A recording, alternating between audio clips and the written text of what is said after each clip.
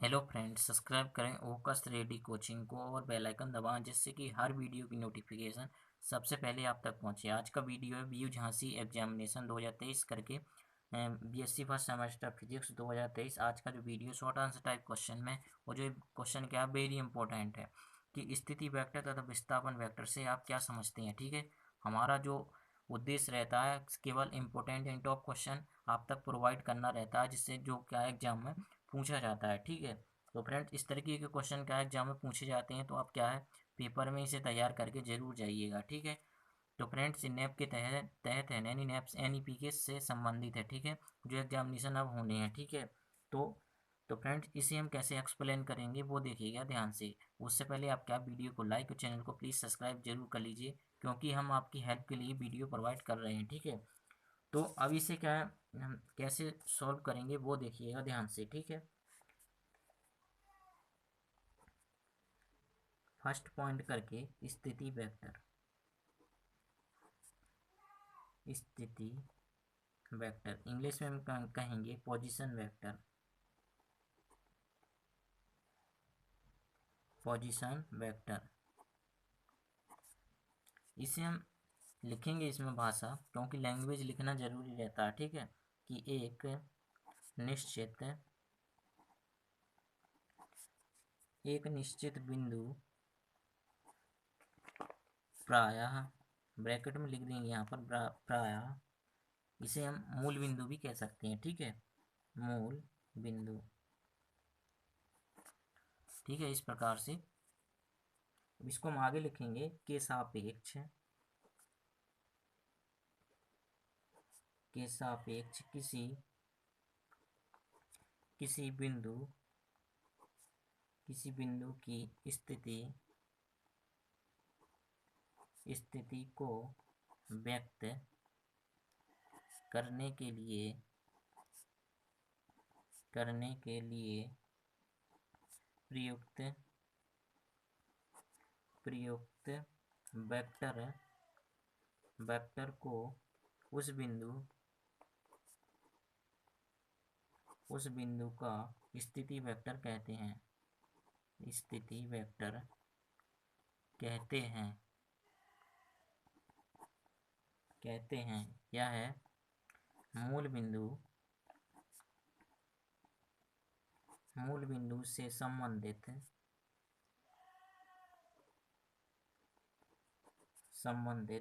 बिंदु तक खींचा गया वेक्टर होता है। अब यहाँ पर क्या हम इसका एक डायग्राम भी बनाएंगे, लिख सकते हैं यहाँ पर कि चित्र में मूल बिंदु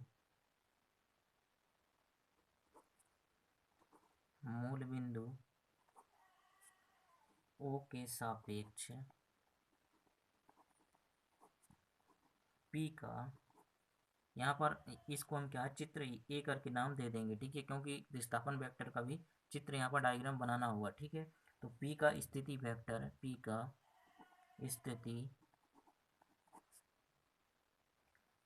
स्थिति वेक्टर कितना आ जाएगा, वेक्टर ओ पी करके है। स्थिति वेक्टर को प्रायः स्मॉल आर और उसके ऊपर एरो लगा देंगे से प्रदर्शित करते हैं। अतः vector R equal to O P करके। ठीक है, इस प्रकार से पहले हम क्या है भाषा को एक बार रिपीट कर लेते हैं। ठीक है, कि स्थिति वेक्टर, ठीक है, एक निश्चित बिंदु, इसको मूल बिंदु कह सकते हैं, के सापेक्ष किसी बिंदु की स्थिति को व्यक्त करने के लिए प्रयुक्त वेक्टर को उस बिंदु का क्या कह देंगे, स्थिति वेक्टर कहते हैं। ठीक है, इस प्रकार से स्थिति वेक्टर कहते हैं। यह मूल बिंदु से संबंधित बिंदु तक खींचा गया वेक्टर होता है। चित्र ए यानी डायग्राम ए में मूल बिंदु ओ के सापेक्ष पी का स्थिति वेक्टर ओपी है। इसी स्थिति वेक्टर को प्रायः वेक्टर आर करके और स्मॉल करके, ठीक है, से प्रदर्शित करते हैं, अतः vector R equal to OP करके। अब इसका क्या है, हम डायग्राम बनाते हैं, ठीक है।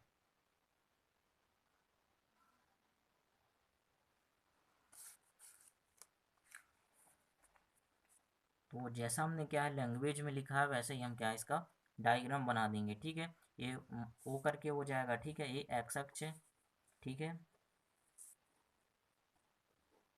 और ये वाई अक्ष करके, ठीक है, और ये यहाँ पर आप समझ सकते हैं यहाँ पर क्या जाएगा, जेड अक्ष करके आ जाएगा, ठीक है, और ये क्या है पोजीशन वेक्टर आर करके, ठीक है, ये क्या है पी है, ठीक है, और यहाँ पर इसके जो निर्देशांक x comma y comma z करके आ जाएंगे, ठीक है। ठीक है, आप यहाँ पर समझ सकते हैं, ठीक है, कि मूल बिंदु क्या है ओ के सापेक्ष बिंदु पी का स्थिति वेक्टर कितना आ जाएगा, वेक्टर ओपी करके, ठीक है, और जो इसका जो पोजीशन वेक्टर है वेक्टर आर करके, ठीक है, तो vector R equal to OP vector करके, ठीक है। अतः इसको हम आगे लिखेंगे कि आधारभूत गणितीय गणितीय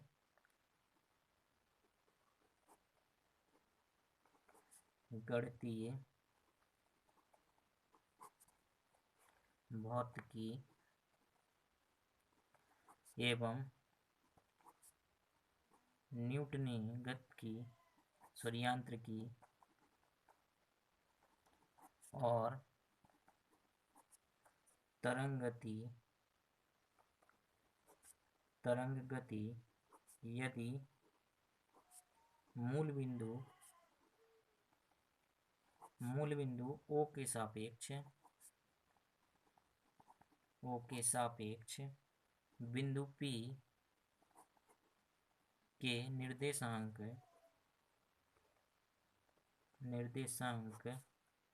क्या है x comma y comma z करके, ठीक है, हो तो बिंदु P का स्थिति वेक्टर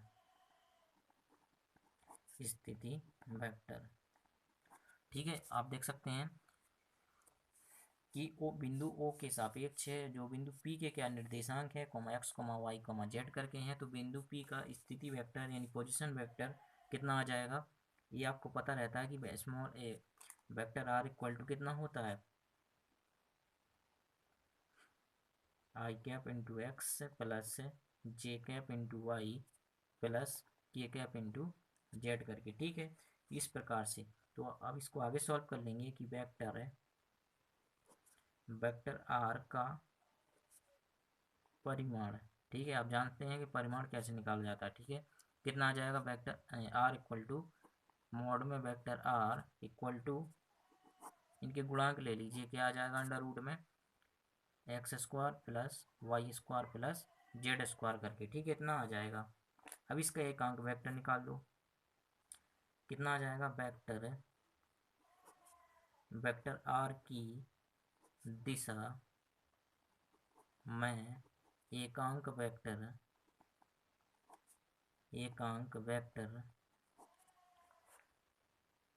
वेक्टर क्या बोलेंगे हम आर कैप करके, ठीक है, इस प्रकार से। तो इसका जो फॉर्मूला हो जाए क्या जाएगा वेक्टर आर अपॉन आर करके, ठीक है। तब इसको हम सॉल्व कर लेंगे, वेक्टर आर की वैल्यू रख देंगे यहाँ पर, कितना आ जाएगा ये है यहाँ पर, ठीक है, कितना आ जाएगा एक्स आई कैप प्लस वाई जे कैप प्लस जेड के कैप करके। इसको क्या हम यहाँ पर भी लिख दें कोई दिक्कत नहीं है, ठीक है, इस प्रकार से हम इसे लिख सकते हैं। अपॉन क्या आ जाएगा आर की वैल्यू यहाँ से रख दो अंडर रूट में, कितना आ जाएगा x square plus y square plus z square, ठीक है, इतना आ जाएगा। इतना सॉल्व करने के बाद अब यहाँ पर देखेंगे कि तथा वेक्टर के दो कोसाइन, ठीक है, इस प्रकार से। तब इसको हम यहाँ से फाइंड करेंगे बराबर में कितना आ जाएगा एक्स अपॉन आर और कोमा वाई अपॉन आर, ठीक है, तथा जेड अपॉन आर करके, ठीक है, एक्स अक्ष वाई अक्ष और जेड अक्ष के लिए, ठीक है, इस प्रकार से आप देख सकते हैं। इसको हम क्या है एक बार रिपीट कर लेते हैं, ठीक है, वेक्टर आर क्या होता है पोजीशन ए होती है, ठीक है, एक्स आई कैप प्लस वाई जे कैप प्लस जेड के कैप करके। तो इसका क्या परिमाण निकाल लिया हमने, ठीक है, वेक्टर आर का परिमाण, ठीक है, तो इस प्रकार से आ जाएगा, इनके क्या गुणांक लिए जाते हैं, ठीक है, क्या आ जाएगा, x square plus y square plus z square, किसमें, अंडर रूट में, ठीक है। अब इसके एक अंक वेक्टर निकाल दो, इसका ये फॉर्मूला होता है वेक्टर आर के sorry R cap equal to vector R upon R करके, ठीक है। यहाँ से वेक्टर आर की वैल्यू रख दो और यहाँ से आर की वैल्यू रख दो, तो इस प्रकार से आ जाएगा, ठीक है। तब हमने क्या है कि तथा वेक्टर के दो cosine equal to x upon R comma y upon R तथा जेड अपॉन आर करके, ठीक है। तो इस प्रकार से क्या स्थिति वेक्टर ये पूरा यहाँ पर सॉल्व हो जाता है। अब हम बात करते हैं विस्थापन वेक्टर की, या जिसे हम इंग्लिश में कहेंगे डिस्प्लेसमेंट वेक्टर।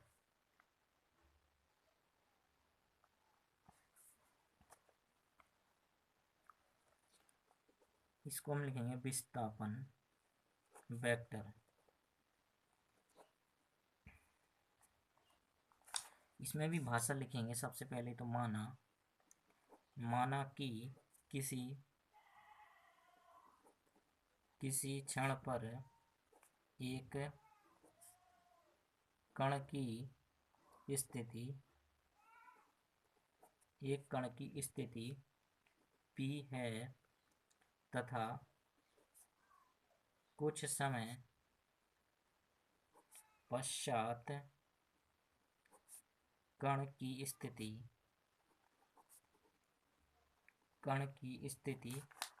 Q हो जाती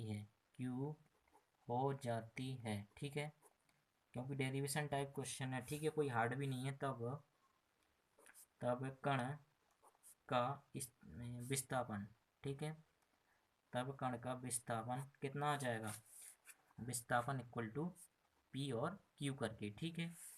अब इसको क्या आगे सॉल्व कर लेंगे, ठीक है। फिर क्या इसका डायग्राम भी बनाएंगे, ठीक है, कि यदि बिंदु P के निर्देशांक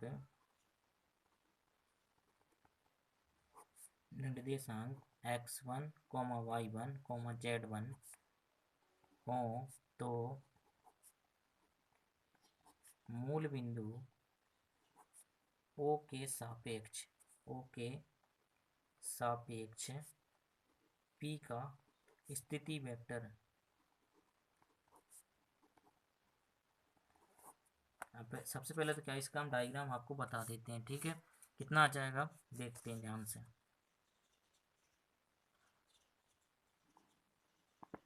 क्योंकि डायग्राम क्या है एग्जाम में बनाना जरूरी रहता है, ठीक है।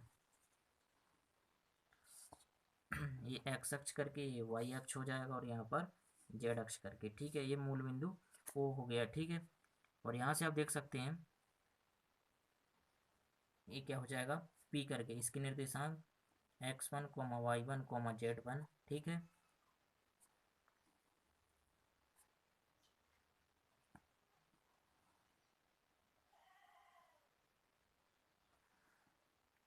और इसका ये कितना हो जाएगा R2 माइनस R1 करके, ठीक है। और इसके जो निर्देशांक है वो जाएंगे x2, y2, z2 करके, ठीक है। और ये कितना आ जाएगा वेक्टर R1 करके, ठीक है।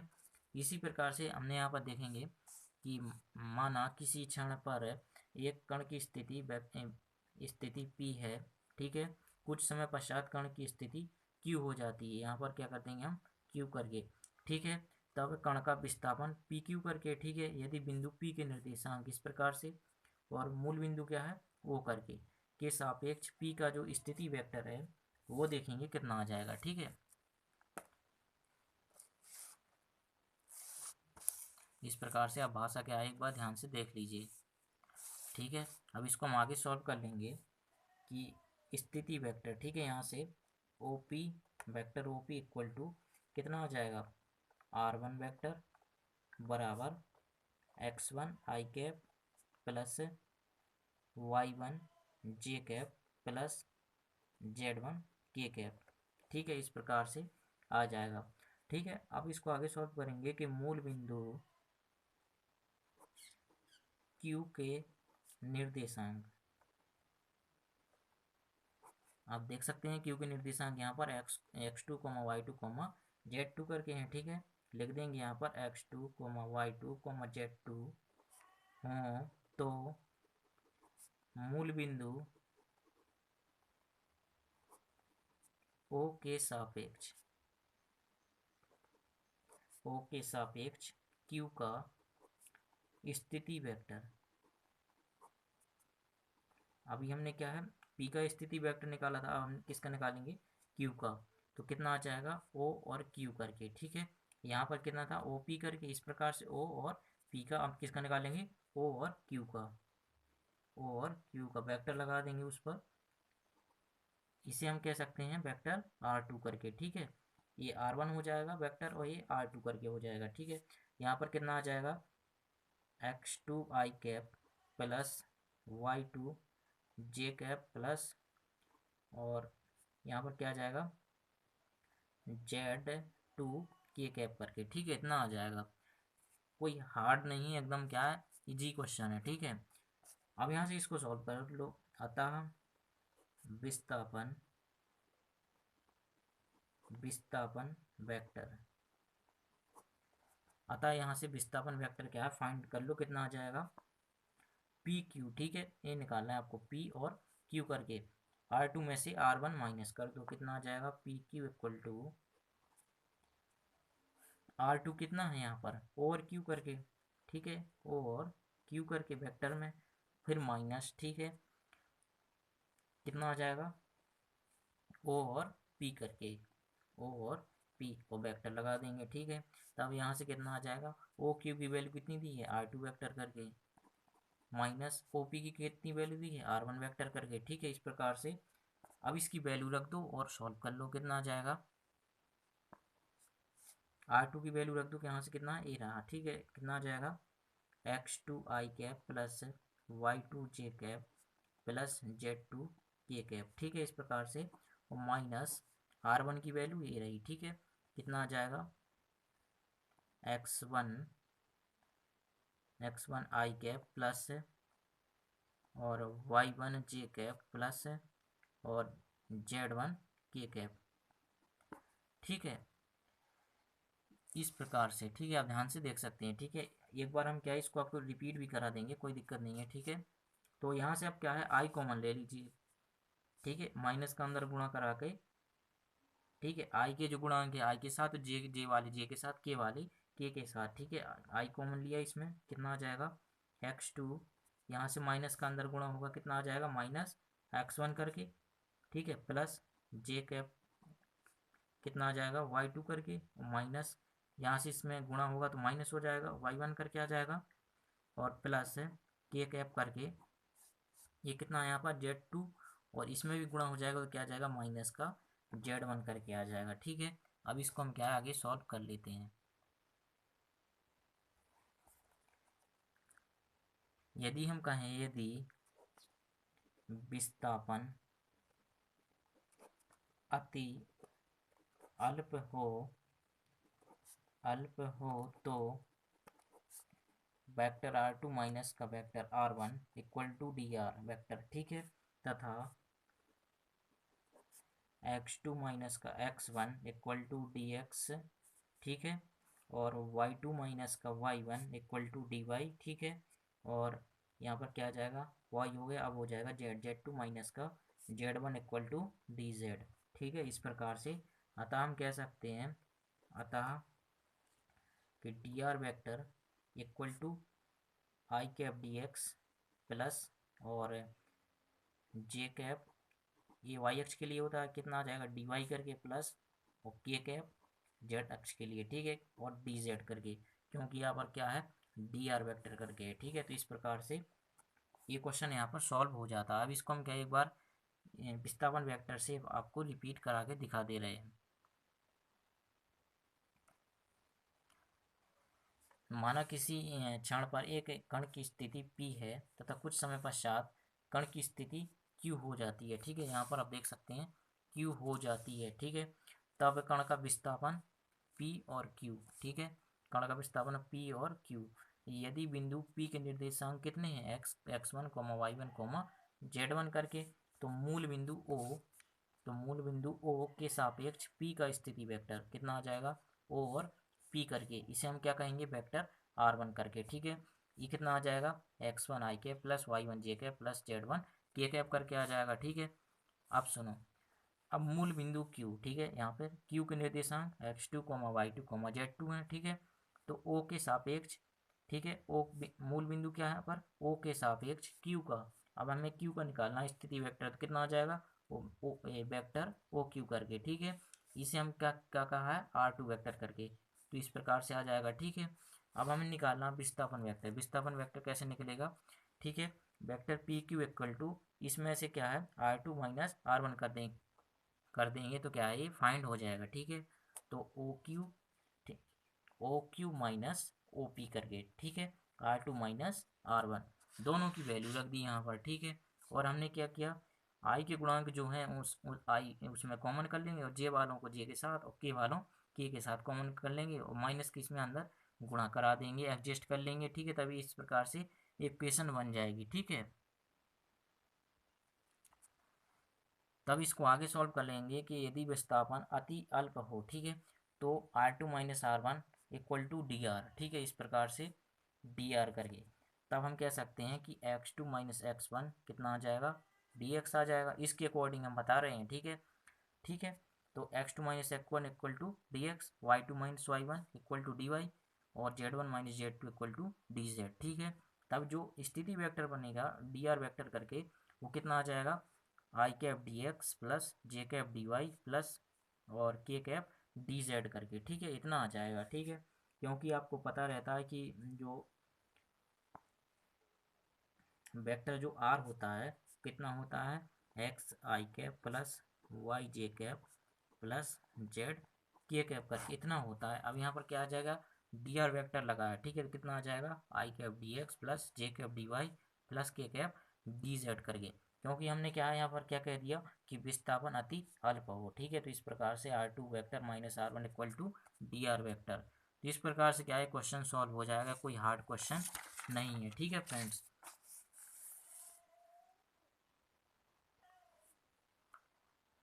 तो फ्रेंड्स ये था आज का वीडियो। यदि आपको वीडियो अच्छा लगा तो वीडियो को लाइक कीजिए, अच्छा ना लगा तो डिसलाइक कीजिए, ठीक है। ये आपकी क्या है थॉट प्रोसेस के अनुसार क्या है निर्भर करता है, आप पे डिपेंड करता है, ठीक है।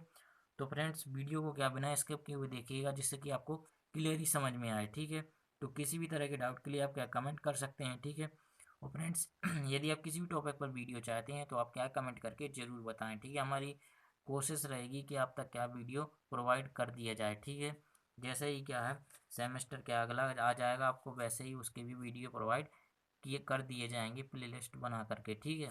हमारी जितने भी आपसे क्या हमारी जितनी कोशिश रहेगी आप तक वीडियो पहुंचाने की, आपको प्रोवाइड किए जाएंगे, आप क्या निश्चिंत रहिएगा। आप सिर्फ क्या चैनल का क्या सपोर्ट करते रहें, आपको वीडियो प्रोवाइड होता रहेगा, ठीक है। ये हमारी क्या है। तो फ्रेंड्स अगले वीडियो में फिर मिलते हैं, आप सभी को धन्यवाद।